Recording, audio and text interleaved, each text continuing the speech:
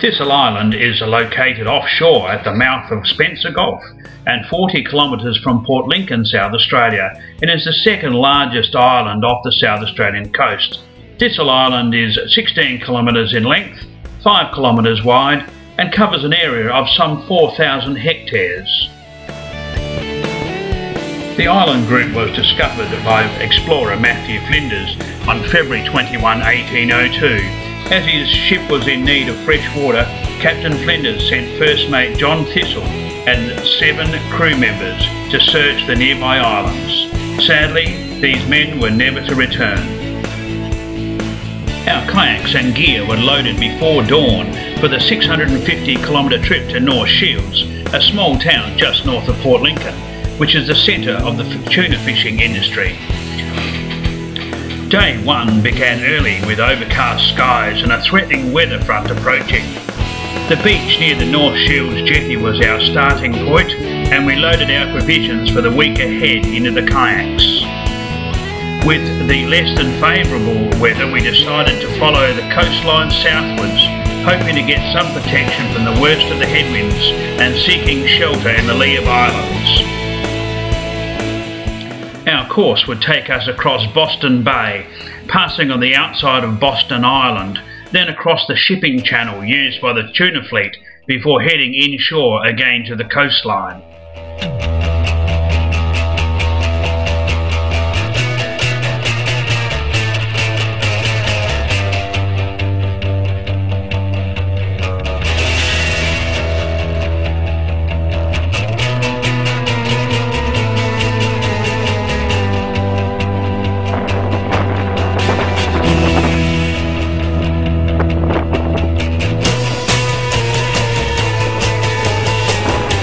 We were soon in the lee of Boston Island and paddled close inshore to view the rocky landscape.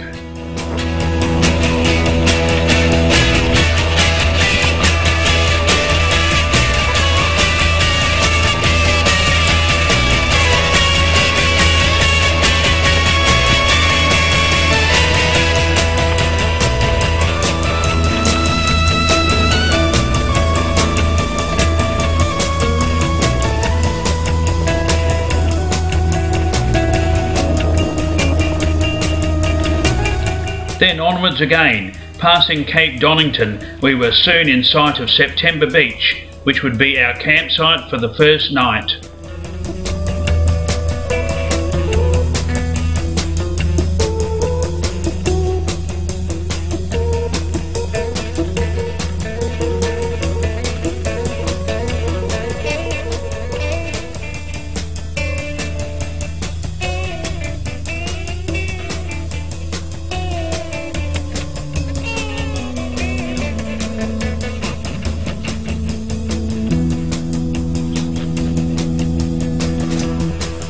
Day 2 again brought an early rise to blustery headwinds, but at least now the skies were clearing, providing some warmth from the early rising sun. Today's paddle was only 16 kilometres to Taylor's Landing, our stepping off point for Thistle Island. However, the ever-present headwind and tidal flow slowed our pace considerably.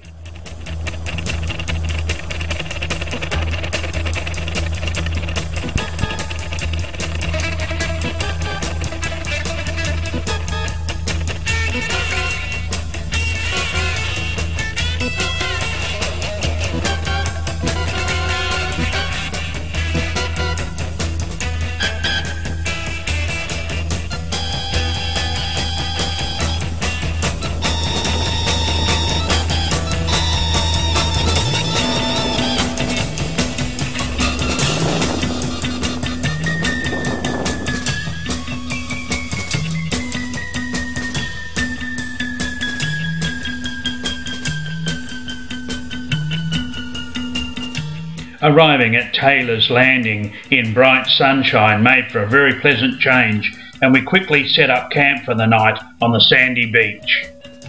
Day 3 found us with the same weather pattern and the ever-present headwind. The crossing to Thistle Island is not great in distance, being only 19 kilometres.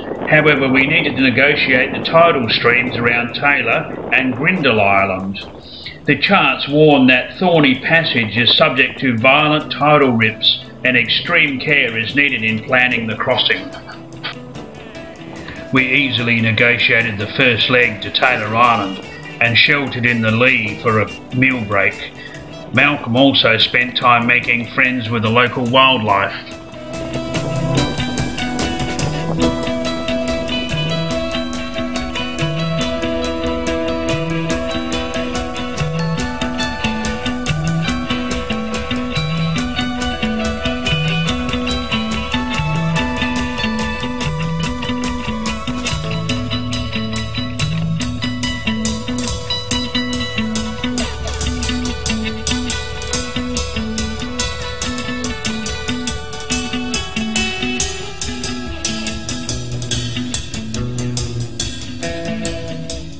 Our arrival at Grindle Island provided an opportunity for Kathy to stretch her legs ashore before we headed across the Thorny Passage to Thistle Island and gave the rest of the party time to admire the beauty of the area.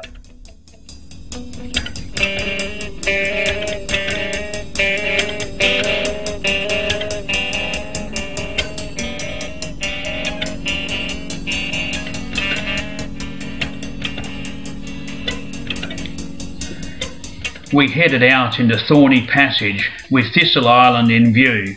Luckily the winds abated to a 15-knot headwind, allowing us an easier passage to the island.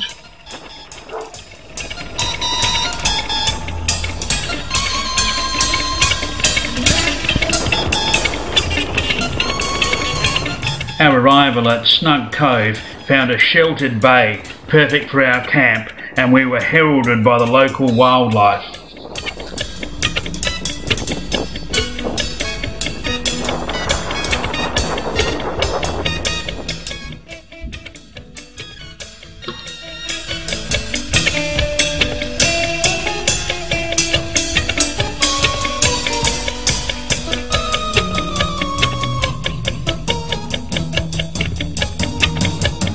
Once ashore, we set up camp amongst the tea trees that are a feature of the island and then explored the area on foot.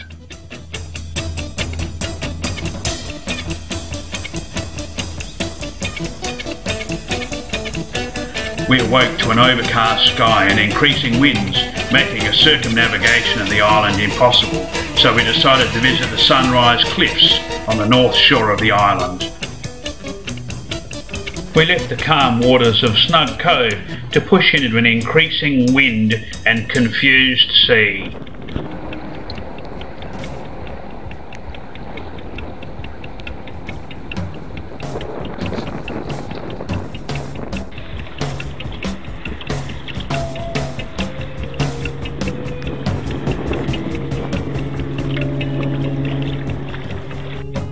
The cliffs are situated just west of Whalers Bay and form an impressive sight, especially when viewed at sunrise when the sun's rays reflect from the sandstone cliffs.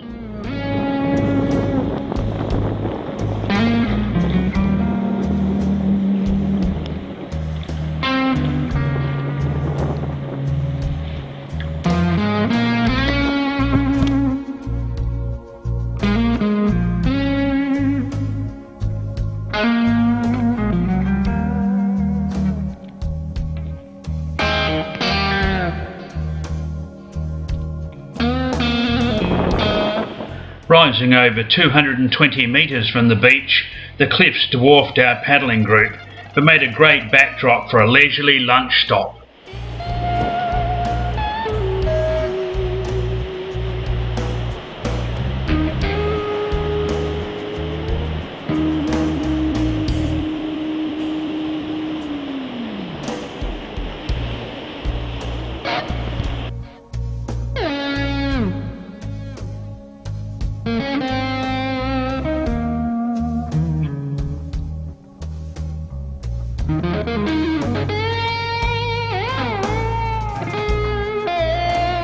With everyone back on the water, it was back to our camp at Snug Cove.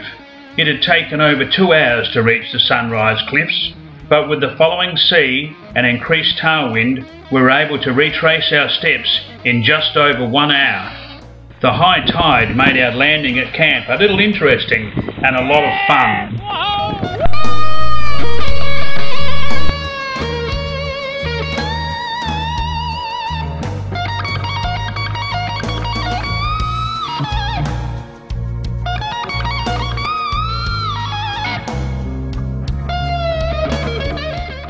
Day 5 was a great change. No headwinds, instead a 10-knot tailwind and warmer conditions, making everyone smile.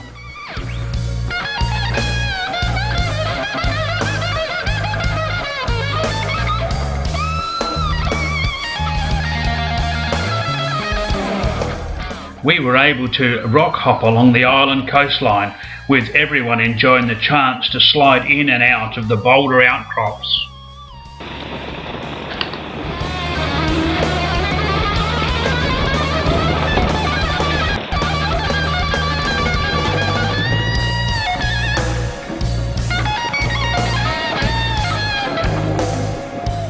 Kathy and Mal were enjoying the paddles through the rock garden, with Kathy having a very close inspection of a particularly nice one.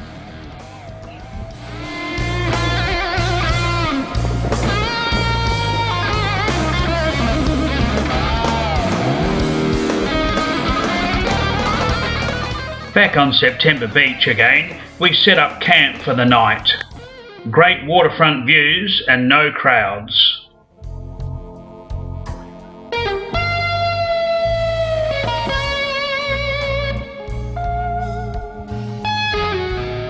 Day 6 brought calmer conditions, warmer temperatures and a lovely tailwind. We launched for the crossing back to Boston Island.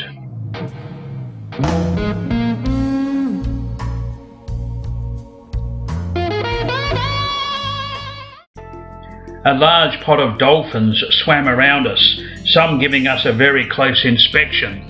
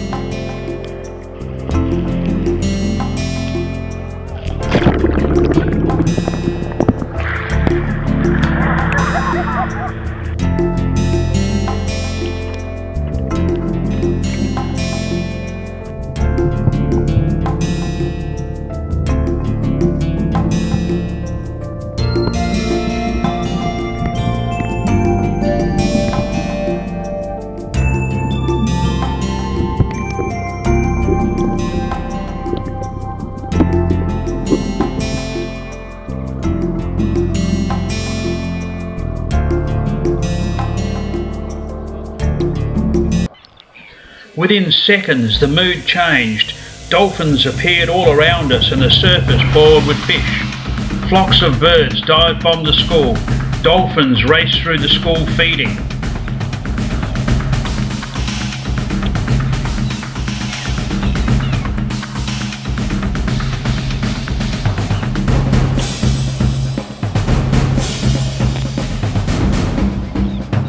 We soon realised that all members of the food chain were present, so we departed hurriedly to continue the final leg of our paddle.